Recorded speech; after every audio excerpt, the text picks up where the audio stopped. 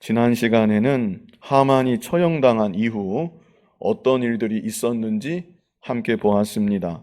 하만이 처형당한 이후 먼저 하만의 그 많은 재산이 에스더에게로 귀속이 되었습니다.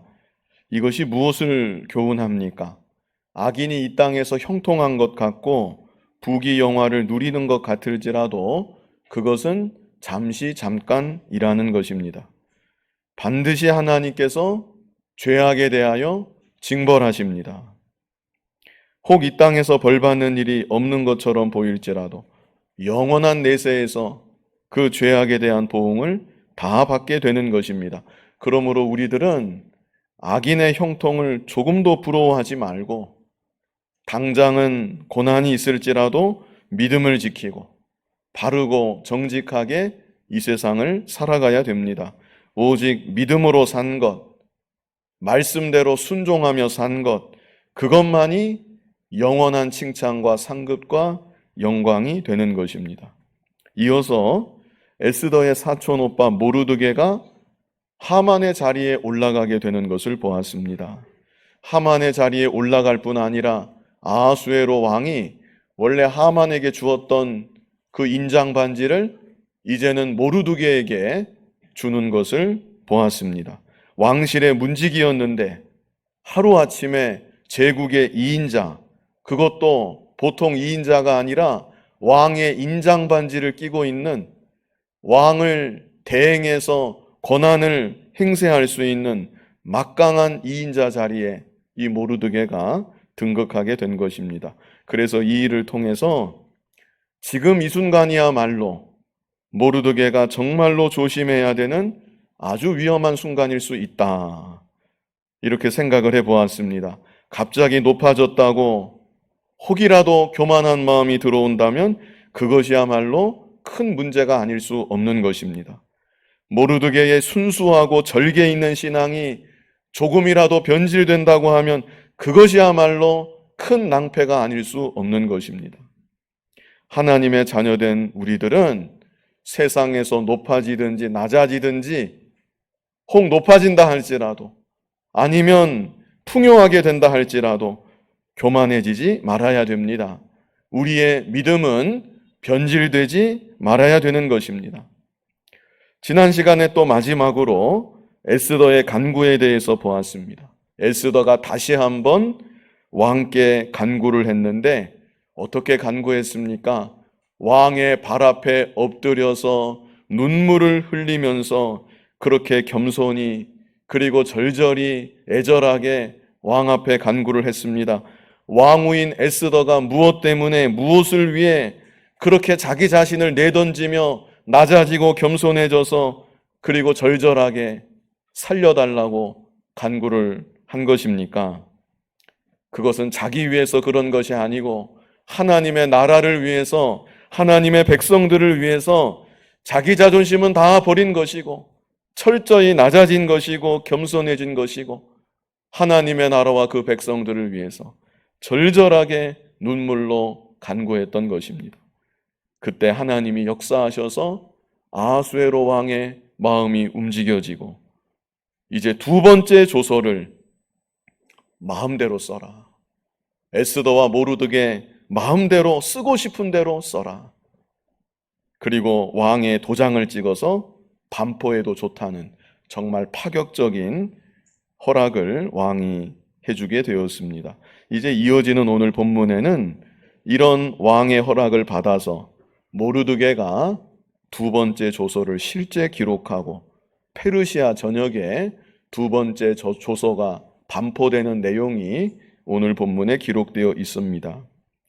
먼저 반포되었던 첫 번째 조서, 그 첫 번째 조서의 내용은 무엇이었습니까? 그 조서는 페르시아 땅에 흩어져 있는 유다 민족들 다 말살해도 좋다는, 그들의 재산을 다 탈취해도 좋다는 그런 조서였습니다. 그런데 왕의 조서는 이 당시 페르시아 제국의 법이 절대로 철회될 수가 없습니다.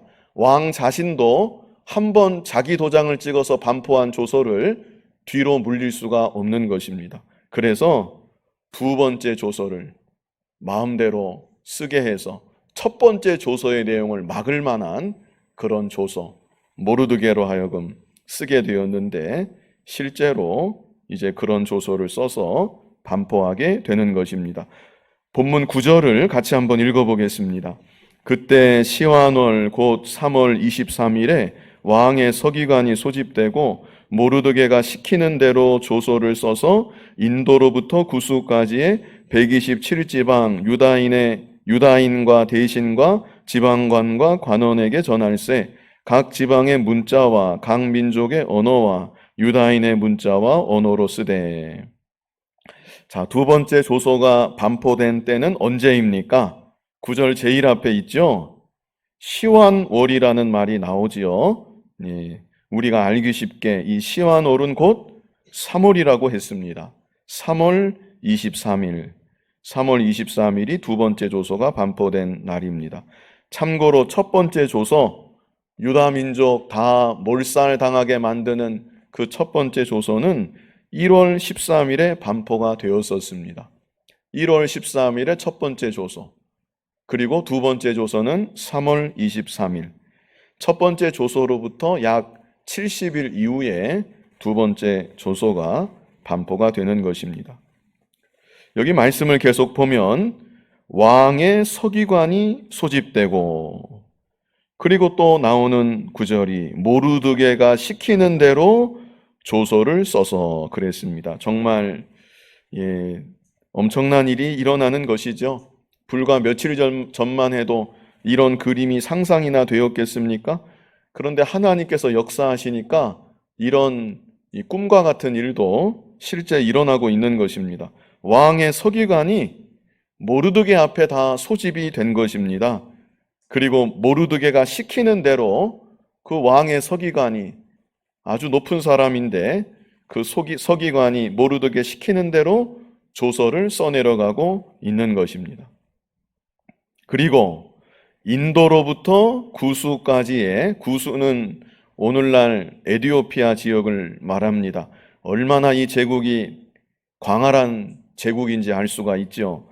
인도로부터 구수까지, 지도로 봤을 때 우리가 볼 때 오른쪽에 인도로부터 왼쪽 하단에 구수 에티오피아 지역까지 127지방 유다인과 대신과 지방관과 관원에게 전할세 각 지방의 문자와 각 민족의 언어와 유다인의 문자와 언어로 쓰되. 이 광활한 제국의 영토 곳곳에 여러 언어로 여러 문자로 조서가 쓰여졌다는 것이지요. 자, 그리고 10절 우리 같이 한번 읽어보겠습니다.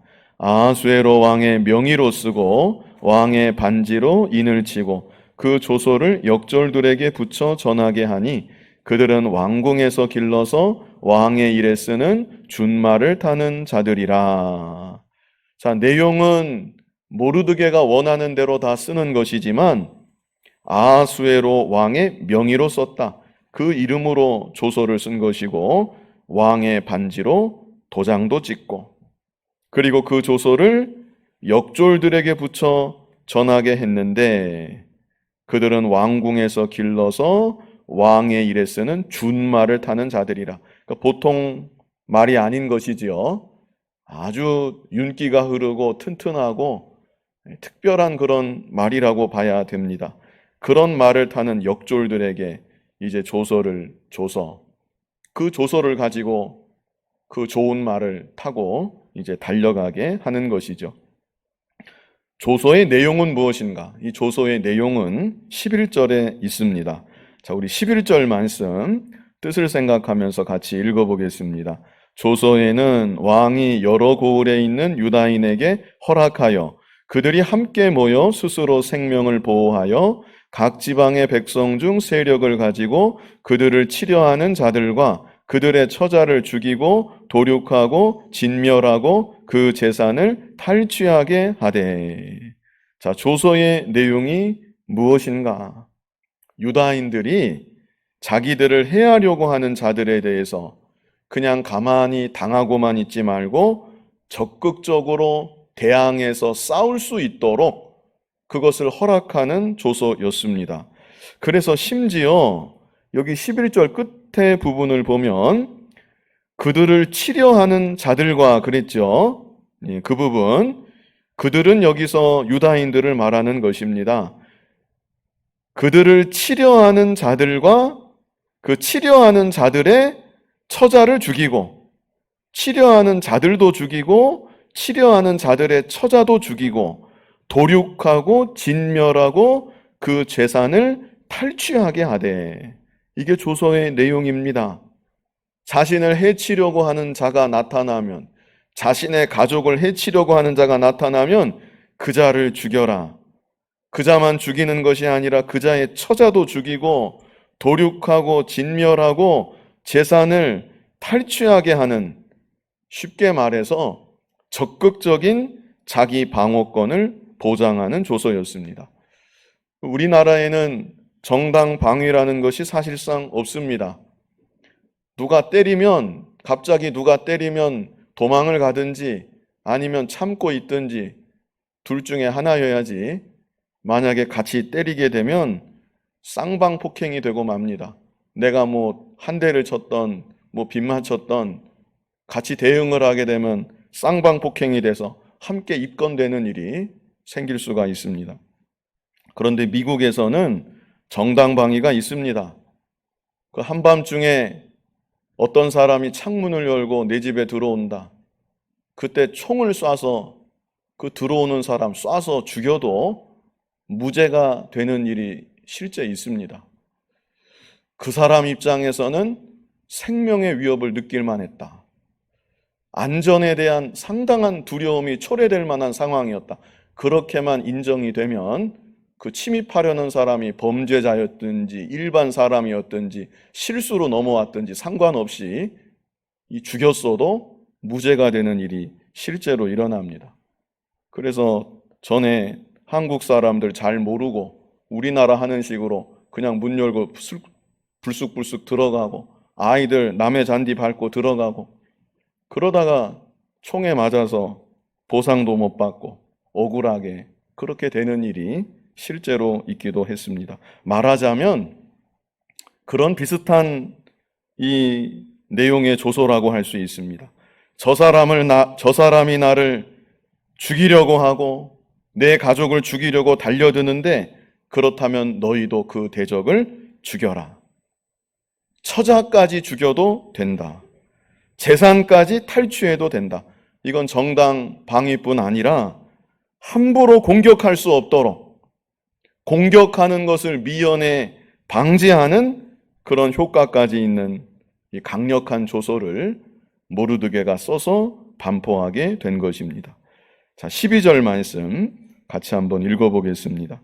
아수에로 왕의 각 지방에서 아달월 곧 12월 13일 하루 동안에 하게 하였고. 자, 첫 번째 조서에 의하면 유다인들이 몰살당하게 된 그날이 여기 12월 13일이었습니다.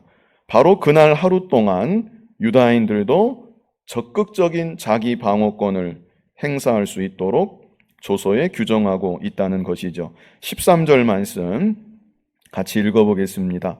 이 조서 초본을 각 지방에 전하고 각 민족에게 반포하고 유다인들에게 준비하였다가 그날의 대적에게 원수를 갚게 한지라. 미리 준비하라는 것입니다. 갑자기 그날이 되어서 대적이 침입해 들어오는데 어떻게 막을 수가 있습니까? 그러니까 아직 기한이 많이 남아 있으니까 미리 준비를 잘해둬라. 아마 집도 그 방어진지 구축하듯이 이렇게 집도 준비를 아마 잘 해 두어야 될 것 같고, 또 무기들 미리 다 구해다가 쌓아 놓아야 될 것 같습니다. 이렇게 미리 준비를 잘 해놓고 대적과 싸울 수 있도록 하라고 또한 이렇게 조서에 썼다는 것이죠. 자, 14절 말씀 같이 한번 읽어보겠습니다. 왕의 어명이 매우 급함에 역졸이 왕의 일에 쓰는 준말을 타고 빨리 나가고 그 조서가 도성수산에도 반포되니라. 자, 여기서 우리가 좀 생각하면 좋겠다 싶은 것은 이 두 번째 조서는 슬픔에 잠겨있던 유다인들에게 가장 큰 기쁨의 좋은 소식이 아닐 수가 없었다는 것입니다. 우리가 이면에 초점을 맞추어서 이 남은 시간 생각해 보면 좋겠습니다. 죽을 날만 기다리던 그들에게 이보다 더 좋은 소식이 어디에 있겠습니까? 이 두 번째 조서보다 더 기쁜 소식이 어디에 있겠습니까? 그러므로 이 기쁜 소식을 빨리 알려야 되겠기 때문에 여기 14절 제일 앞에 뭐라고 말씀합니까? 왕의 어명이 매우 급하매. 왕의 어명이 매우 급했다. 그래서 역졸이 왕의 일에 쓰는 준말을 타고 빨리 나아갔다, 이렇게 말씀하고 있다는 것입니다. 오늘날 우리들도 페르시아 땅에 흩어져 있던 유다 사람들처럼 죽을 수밖에 없는 죄인이었습니다. 육신의 죽음만이 아니라 영원히 멸망당할 그날을 기다리며 소망 없이 기쁨 없이 하루하루 살아갈 수밖에 없는 존재들이었다는 것입니다. 그런데 그런 우리들에게 예수 그리스도의 십자가와 부활의 복음이 준말을 탄 역졸보다 더 급박하게 전달이 되었다는 것, 이 사실을 우리가 좀 생각해 보면 좋겠습니다. 유다 공동체에게 큰 기쁨의 좋은 소식을 전달하기 위해서 행정력을 총동원했던 모르드게의 노력보다 더 놀랍고도 크신 하나님의 역사하심이 우리 배후에 일어나고 있었다는 것, 우리가 이 또한 생각할 수 있어야 되겠습니다. 그래서 복음이 우리나라에 전해지고 복음이 나에게까지 전해지고 내가 예수 그리스도의 십자가와 부활의 복음을 듣고 믿음으로 구원받아 하나님의 자녀가 된 것, 죽음에서 건짐받아 생명을 얻고 영원한 천국의 소망을 가지고 참 기쁨과 소망의 삶을 살아갈 수 있게 된 것, 이 모든 일이 하나님의 놀라우신 역사하시며 하나님의 크신 은혜임을 우리가 깨달을 수 있어야 합니다. 오늘 본문에서 유다 민족을 살리기 위해 하나님이 급박하게 역사하시고 하나님이 일하셨던 것처럼 오늘날 이 자리에 모여있는 또 혹 온라인으로 예배에 참여하고 있는 우리들 모두를 살리시기 위해서 그 이상의 급박한 하나님의 역사가 있었다는 것, 하나님의 크신 은혜가 있었다는 것, 우리가 이 사실을 또한 깨닫고 하나님께 감사하며 살아가는 우리들이 되어야 하겠습니다. 더 나아가서 오늘날 우리들이 준말을 타고 달려가는 역졸들, 한번 그 모습을 상상해 보십시오. 기쁜 소식을 들고 준말을 타고 말을 달려서 급하게 나아가는 역졸들처럼 큰 기쁨의 좋은 소식, 이 복음의 기쁜 소식을 들고 복음 전파하는 이 사명을 잘 감당하며 살아가야 되겠습니다. 지금 이 순간도 수많은 영혼들이 죽어가고 있습니다. 본문의 유다인들과 차이점이 있다면 자기가 죽을 날을 모른다는 것입니다. 유다인들에게는 정해져 있었죠. 12월 13일. 그날 되면 다 말살당하는 겁니다. 그런데 오늘날 죽어가는 자들은 자기가 죽을 날을 모른 채 지내고 있습니다. 죽어서 영원히 멸망당하게 된다는 사실도 조금도 생각하지 못하고 살아가고 있습니다. 그렇게 내세를 모르고 구원도 모르고 마지막도 모르고 지금도 수많은 영혼들이 죽음의 길로 걸어가고 있는 것입니다. 그들에게 복음 전할 사명, 우리에게 주신 것입니다. 죽어가는 영혼들을 건져내는 사명, 먼저 구원받은 우리들에게 맡겨주신 것입니다. 우리 로마서 10장 15절 말씀 같이 한번 읽어보겠습니다. 보내심을 받지 아니하였으면 어찌 전파하리요? 기록된 바 아름답도다 좋은 소식을 전하는 자들의 발이여함과 같으니라. 아름답도다 좋은 소식을 전하는 자들의 발이여, 이렇게 말씀하고 있죠. 이 구절은 이사야 52장 7절의 인용인데요. 이사야 52장 7절에서는 산을 넘는 발이 어찌 그리 아름다운가, 이렇게 말씀하고 있습니다. 복음을 전하기 위해서 산을 넘어가는 발, 수고를 마다하지 않고 고난을 마다하지 않고 복음을 힘써 전하는 그 모습이 하나님 보실 때 어찌 그리 아름다운가. 하나님이 너무나 기뻐하시고 아름답게 보아주신다는 것입니다. 지지난 주일에도 우리가 같이 보았습니다. 질그릇 같은 우리들인데 그런 우리에게 복음을 주셨다는 것. 복음만 주신 것이 아니라 복음의 직분도 주셨다고 했습니다. 복음을 믿는 자는 복음을 가진 자인데 복음만 가지고 있는 것이 아니라 복음의 직분도 함께 가지고 있다고 했습니다. 앞으로 살아가는 날 동안 먼저는 내가 구원받은 이 은혜 참으로 감사할 수 있는 우리들이 되어야 하겠고요. 감사할 뿐 아니라 구원의 복음을 들고 이 구원의 복음을 힘써 전파하는 복음의 증인으로, 그리스도의 증인으로 그렇게 살아가는 귀한 은혜가 우리 모두에게 있기를 바랍니다. 이어서 본문 15절을 같이 한번 읽어보겠습니다. 본문 15절. 모르드게가 푸르고 흰 조복을 입고 큰 금관을 쓰고 자색 가는 배 겉옷을 입고 왕 앞에서 나오니 수산성이 즐거이 부르며 기뻐하고. 자, 이 구절은 모르드게가 제국의 2인자로서 그 의복을 잘 갖추고 대중 앞에 서게 되었다는 것을 말씀하고 있는 것입니다. 모르드게가 어떤 옷을 입었습니까? 여기 말씀하기를 푸르고 흰 조복 그랬지요. 푸르고 흰 조복을 입고, 이것은 관복을 말하는 것입니다. 페르시아 제국의 관복을 입었다. 그런데 그것만 입은 것이 아니라 거기다가 큰 금관을 쓰고 이렇게 말씀하고 있죠. 그뿐 아니라 자색 가는 배 겉옷을 걸쳤다. 걸친 겁니다.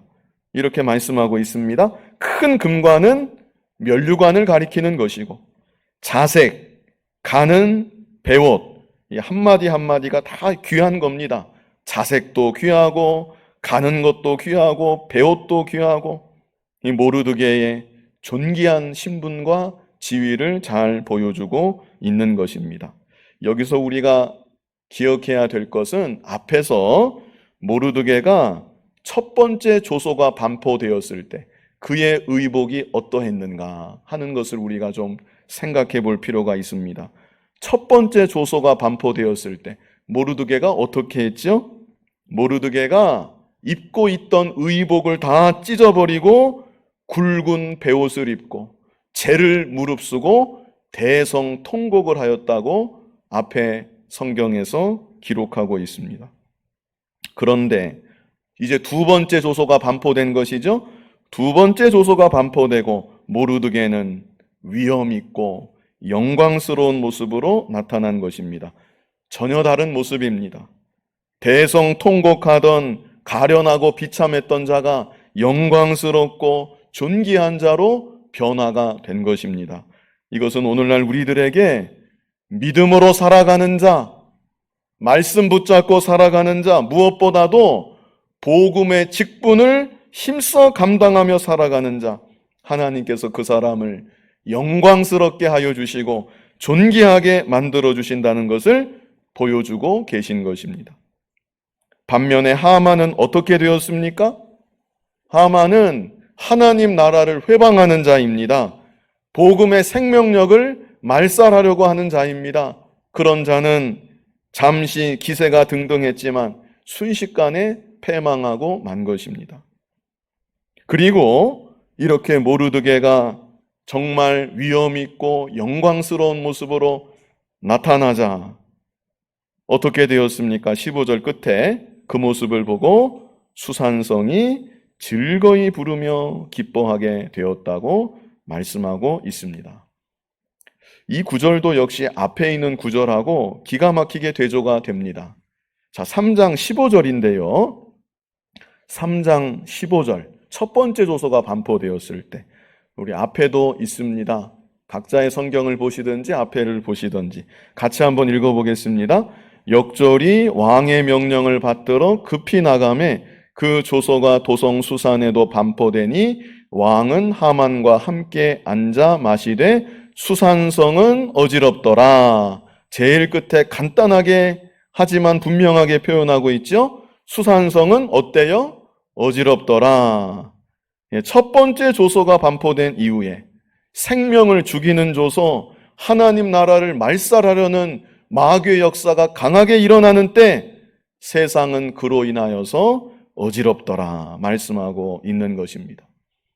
그런데 그랬던 세상이 생명의 소식, 기쁨의 소식이 전파되고 그 장본인인 모르드게가 영광스럽고 존귀한 모습으로 나타나자 그랬던 수산성이 즐거이 부르며 기뻐하게 되었다고 말씀하고 있습니다.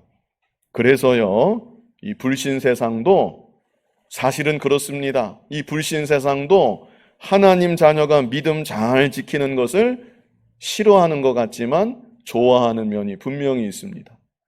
불신 세상도 그렇습니다. 핍박하는 사람도 그렇습니다. 하나님의 자녀가 정말 타협 없이 믿음을 잘 지키며 살아가고 하나님 맡기신 거룩한 사명을 충성되게 감당하며 나아갈 때 불신 세상도 그 모습을 좋아하고 환영하는 면이 있다는 것입니다. 교회가 세상과 똑같아지면 세상이 교회를 좋아할 것 같지만 오히려 죄악 세상이 관영해질지라도 교회가 세상과 구별이 되고 타협하지 않고 교회다운 모습으로 코로나 시국에도 예배를 사수하며 나아갈 때 겉으로는 욕하는 것 같지만 마음 한편으로는 그래 저래야 교회지. 이것이 바로 세상이라는 것입니다. 물론 핍박도 하지요. 고난을 주기도 합니다. 그러나 그렇다고 해서 핍박을 피하고자 신앙을 양보하고 불신 세상과 타협하게 되면 그때는 맛이른 소금이 되고 맙니다. 맛이른 소금이 되고 만다. 하나님은 하나님의 자녀들 이 세상 가운데 불러내어 주시고 세상과 구별된 삶, 거룩한 삶, 믿음 지키면서 하나님 영광 드러내고 살게 하여 주셨는데 세상 핍박이 싫다고 세상과 비슷한 모습, 어영부영 그런 모습으로 살아가게 되면 당장 마찰이 없어서 좋을지 몰라도 그렇게 얼마 가면 맛이른 소금이 되고 만다. 맛이른 소금이 되면 하나님께서 그 사람 기뻐하지 아니하시고 마지막에는 세상도 싫어합니다. 처음에는 세상이 좋아했지만 맛이른 소금이니까 세상도 쓸데없구나 버려버리고 나중에는 세상이 발로 밟아버리고 마는 것입니다. 성도의 정체성을 바로 알고 우리는 이 세상을 성도답게 살아야 합니다.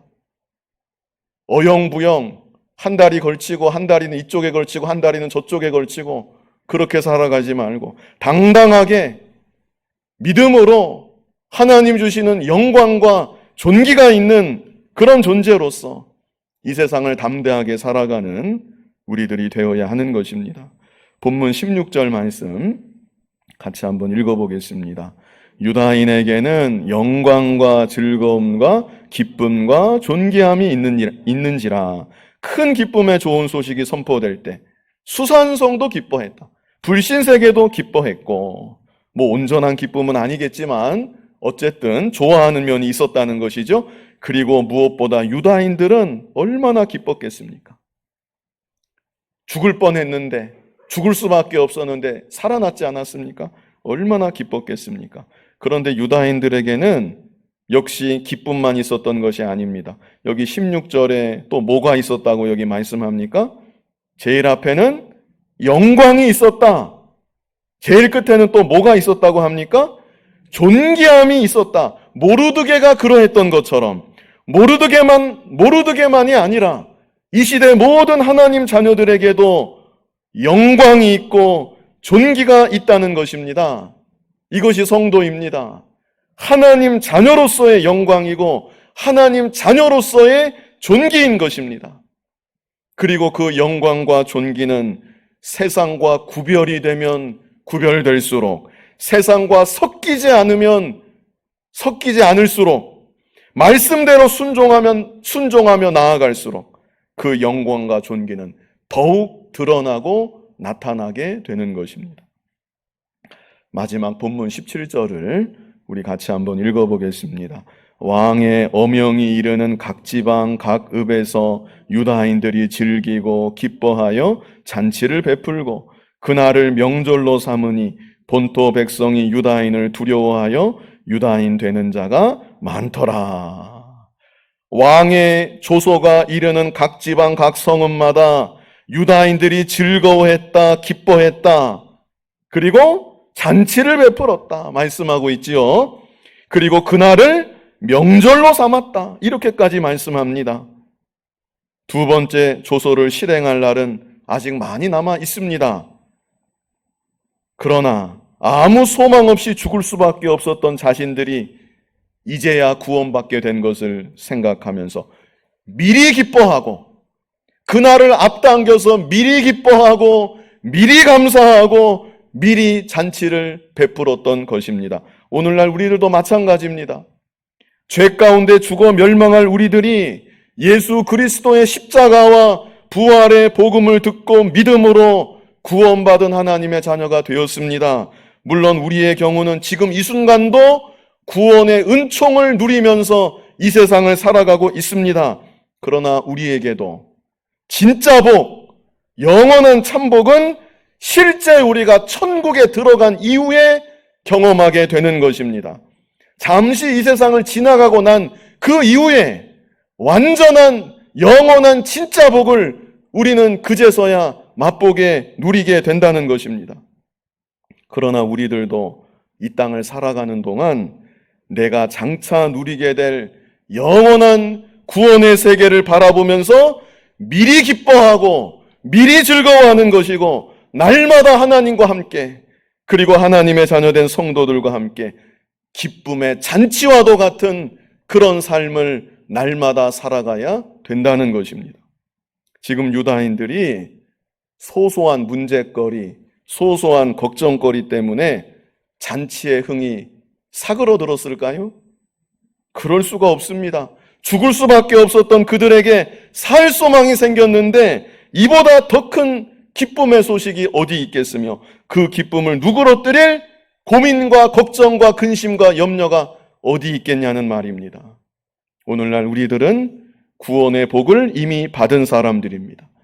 죽어서 멸망당할 자가 천국의 복을, 하나님 아버지의 기업을 받아 누리게 된 것입니다. 그 큰 복을 생각할 때 혹 이 세상에서 이런저런 고민이 있고 어려움이 있고 아픔이 있을지라도 구원의 복으로 인하여서 우리는 주님 안에서 기뻐할 수 있는 것이고, 모든 슬픔까지도 능히 감당할 수 있는 것이고, 그렇게 구원의 은혜 가운데 복되게 살아가는 우리들 모습이 되어야 마땅한 것입니다. 또 한 가지, 여기 17절 끝부분에 본토 백성이 어떻게 되었습니까? 본토 백성은 페르시아 제국 원래 백성들 말하지요. 본토 백성이 어떻게 되었어요? 유다인을 두려워하여 어떻게 됐습니까? 유다인 되는 자가 많더라. 이게 얼마나 엄청난 일입니까? 유다인 되는 자가 많더라. 이것은 전도의 열매를 말하는 것입니다. 앞에서 우리는 복음의 직분을 가진 자로 복음의 사명을 힘써 감당하며 살아야 된다고 그랬습니다. 그래서 우리는 나의 입을 벌려서 복음을 전파하고 예수 그리스도를 증거하는 증인의 삶을 힘써 살아가야 되는 것입니다. 그것이 우리의 사명이고 우리의 책임입니다. 그런데 그렇게 사명으로서만, 책임으로서만이 아니라 내 자신이 구원의 기쁨으로 인하여서 크게 기뻐하며 살아갈 때, 세상의 여러 가지 풍파에도 불구하고 주님 안에서 잔치와도 같은 삶을 살아갈 때, 그리고 세상 가운데 그 모습이 나타날 때 이 땅의 불신자들이 그 모습을 보고 때로는 두려워하기도 하고 때로는 경이롭게 생각하기도 하고, 그래서 그들도 성도의 대열에 합하게 되는 놀라운 생명의 역사가 일어나게 된다는 것입니다. 데살로니가전서 5장 16절로 18절 잘 아시는 구절이죠. 항상 기뻐하라, 쉬지 말고 기도하라, 범사에 감사하라. 이것이 그리스도 예수 안에서 너희를 향하신 하나님의 뜻이니라. 우리를 향하신 하나님의 뜻이 뭐예요? 자녀된 우리를 향하신 하나님 아버지의 뜻, 항상 기뻐하는 거, 범사에 감사하는 거, 쉬지 말고 기도하는 거, 범사에 감사하는 거. 가장 첫 번째는 항상 기뻐하는 것입니다. 성도가 세상은 알지 못하는 참된 기쁨을 누리는 것. 세상 사람은 모르는 기쁨, 저 사람은 뭐가 저렇게 기쁠까? 왜 마음이 저렇게 평안할 수 있을까? 세상 사람은 알 수 없는 기쁨, 그 기쁨을 실제 누리고 기뻐하며 살아가는 것. 이것이 성도로서 맺어야 되는 중요한 믿음의 열매이고 삶의 열매일 뿐 아니라 그 모습이 실제로 드러나며 나타날 때 생명의 역사가 일어나는 것입니다. 전도의 열매가 맺혀질 수 있다는 것입니다. 오늘 오전에는 빛 가운데 행할 때 그 결과 기쁨이 있다 말씀을 드렸지요. 그래서 성도는 구원의 은혜로 인하여서 기뻐하는 것이고 또 날마다 빛 가운데 걸어감으로 기뻐하는 것이 성도입니다. 하나님의 자녀로서 잠시 이 땅을 살아가는 동안 큰 기쁨을 누리시고 하나님의 영광을 드러내시고 전도의 열매를 풍성히 맺히며 살아갈 수 있는 저와 여러분의 복된 삶이 되기를 간절히 바랍니다. 거룩하신 아버지 하나님, 죽을 수밖에 없었는데 두 번째 줘서 큰 기쁨의 좋은 소식을 듣게 되었을 때 유다 민족들이 크게 기뻐하고 즐거워하고 잔치를 열면서 미리 기뻐하고 미리 감사하고 잔치와 같은 큰 기쁨을 누렸다고 하였습니다. 아버지 하나님, 죽을 수밖에 없었던 죄인들 구원하시고 천국의 큰 복을 우리에게 이미 약속하시고 주셨는데 우리들도 구원의 은혜와 그 복을 생각하면서 날마다 기뻐할 수 있는 믿음의 삶 되게 하시고 그래서 하나님 영광 드러내며 많은 사람들을 하나님께로 인도해낼 수 있는 우리들 모두의 복된 삶이 되게 하여 주옵소서. 예수님 이름으로 기도하옵나이다. 아멘.